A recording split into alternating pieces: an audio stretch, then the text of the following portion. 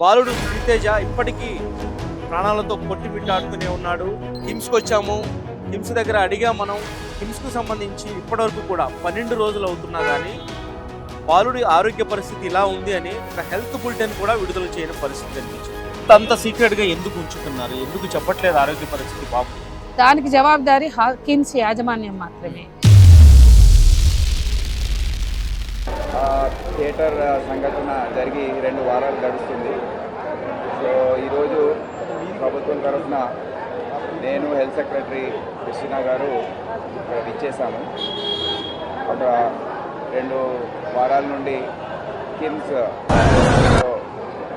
ట్రీట్మెంట్లో ఉన్న 9 సంవత్సరాల బాబు శ్రీతేజ్ ఆయన పరిస్థితి, ఆరోగ్య పరిస్థితి ఏంటి, ఇంకా ముందు వచ్చే రోజుల్లో దాని గురించి ఏమేమి చర్యలు తీసుకోవాలో గురించి డాక్టర్స్ని అడిగి తెలుసుకున్నాము.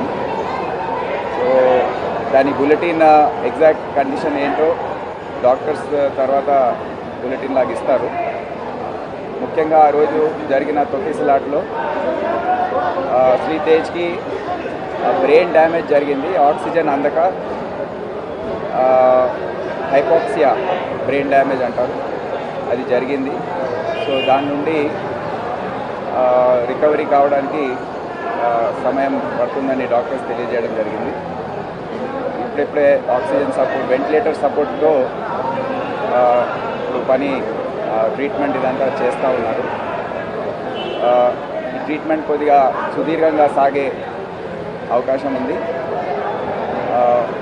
టెక్నికల్ ఆస్పెక్ట్స్ ఏదైతే ఉన్నాయో అవి తొందరలో డాక్టర్స్ టీమ్ ఒకటి రివ్యూ చేసి ఒక బులెటిన్ లాగా వాళ్ళు ఇష్యూ చేస్తారు.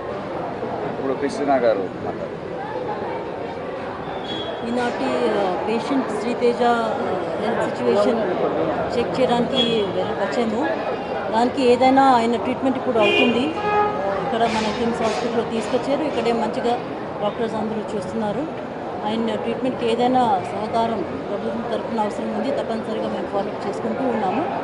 అది రెగ్యులర్గా డైలీ బులెటిన్స్ ఇష్యూ చేయడానికి హాస్పిటల్ మేనేజ్మెంట్కి మేము ఇన్స్ట్రక్ట్ చేసాము. దీని విధంగా మేము రెగ్యులర్గా ఫాలోఅప్ చేసుకుంటూ we hope this condition improves. Thank you. Ayani, that is not the issue. Just explain in English. English, yeah. You don't give the bites.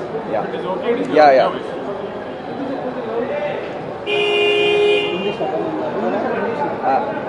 The Sandhya theatre act incident which happened on 4th of September. December. Pardon?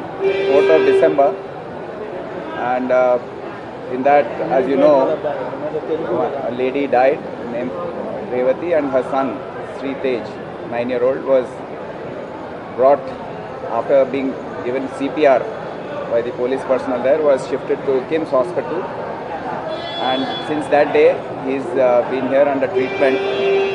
He's been unconscious for a majority of the time. He's been on ventilator support. There is some signs of activity in the brain because this is brain damage due to lack of oxygen supply during the stampede, and the doctors have opined that it will be a long haul for the brain to develop the capacity to analyze signals, and till then the protocols which have to be followed by the hospital is being done. And there was a discussion here in the government today, and whatever is required to save the boy and to give better treatment will be done. The further treatment and protocols will be decided by the doctor. They will be issuing bulletins at routine intervals, and we have also the health secretary Christina also has she has assured